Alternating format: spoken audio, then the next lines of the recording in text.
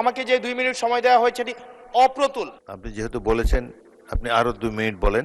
আজকে যেই পাটাতনের উপরে দাঁড়িয়ে আছি, এই সংসদটি প্রতিষ্ঠিত হয়েছে, এই সংসদের সংসদ নেতা, বিরোধী দলীয় নেতা, এই সংসদের ট্রেজারি বেঞ্চে যারা উপস্থিত আছেন, প্রত্যেকে এই সংসদে আসার পথে যেই ক্রান্তিকালীন পর্যায় অতিক্রম করে এখানে এসছে, এই পুরো জার্নির পিছনে যে আইনটি জড়িত সেটি নিয়ে হচ্ছে আমরা আজকে আপত্তি উত্থাপন করছি, এবং সেটির জন্য 2 মিনিট এটা এক ধরনের, মাননীয় স্পিকার, এটা খুবই অপ্রতুল।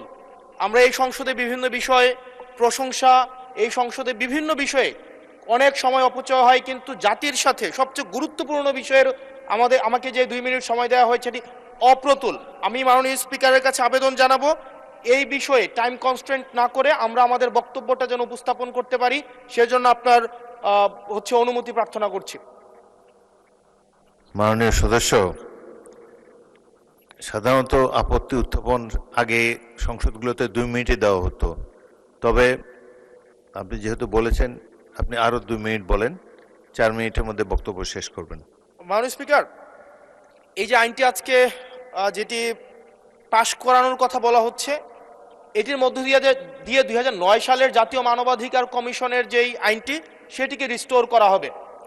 জাতীয় মানবাধিকার কমিশনের যে 2009 সালের যে আইনটি আছে, সে আইনের যেই প্রয়োগ দীর্ঘ 17 বছর ধরে হয়েছে সেটি আমরা দেখেছি। জাতীয় মানবাধিকার কমিশনের নামে বিরোধী দল ও মতকে দমন কমিশন হিসেবে সেটি ব্যবহার করা হয়েছে। বিএনপিকে দমন করার বৈধতা জাতীয় মানবাধিকার কমিশন উৎপাদন করেছে। আমরা জাতীয় মানবাধিকার কমিশনের চেয়ারম্যানকে বলতে শুনেছি, জামাতের নেতাকর্মীদেরকে গুলি করা বৈধ মানবাধিকার টিকিয়ে রাখার স্বার্থে। আমরা জাতীয় মানবাধিকার কমিশন 2009-এ যদি চলে যাই, আমরা মাননীয় স্পিকার 2009-এ যদি চলে যায়, আজকে যদি 2025-এর অধ্যাদেশটিকে ল্যাপস করে দেওয়া হয়, এটি এই সংসদের জন্য আমাদের যে আমরা ফরওয়ার্ডিং একটা মুভে ছিলাম, আজকে এই 2025-এর অধ্যাদেশটি ল্যাপস করার মধ্য দিয়ে জাতি আবার ব্যাকওয়ার্ডের দিকে যাবে, এবং জাতি পিছিয়ে পড়ার একটা টেক্সট বুক এক্সাম্পল হিসেবে এই সংসদে এটি থাকবে। 2009 সালের জাতীয় মানবাধিকার কমিশন আদতে কোনো আইন না, এটা হচ্ছে সরকারি আরেকটা দপ্তর বানানো হয়েছে জাতীয় মানবাধিকার কমিশনকে। সেখানে স্পিকারের নেতৃত্বে যে সিলেকশন কমিটি করা হয়েছে, সেখানে স্বরাষ্ট্রমন্ত্রী থাকে, সেখানে আইনমন্ত্রী থাকে, সরকার দলীয় একজন এমপি থাকে, এবং সেখানে মন্ত্রণালয়ের একজন সচিব থাকেন। অর্থাৎ একটা 6 সদস্য বিশিষ্ট একটা সিলেকশন বোর্ডের সেখানে 5 জনই হচ্ছে সরকার দলের। এখন একটা সরকার দলের একটা জাতীয় মানবাধিকার কমিশন, এটা হচ্ছে আমাদের আজকে আমাদের এলজিআরডি মন্ত্রী নেই, উনিই বলেছিলেন জাতীয় মানবাধিকার কমিশন হচ্ছে একটা মূলত বিরোধী দল কমিশন হিসেবে ফাংশন করে। এখন বিরোধী দল দমন কমিশন হিসেবে মাননীয় স্পিকার ফাংশন করে।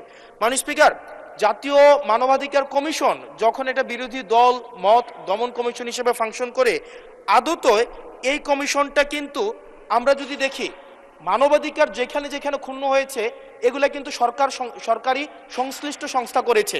সেখানে বিডিআর, র্যাব, তারপর আপনার বিভিন্ন বাহিনীদের সেখানে কিন্তু সরাসরি সংযুক্ত আমরা দেখেছি, তারা মানবাধিকারকে ক্ষুণ্ণ করেছে।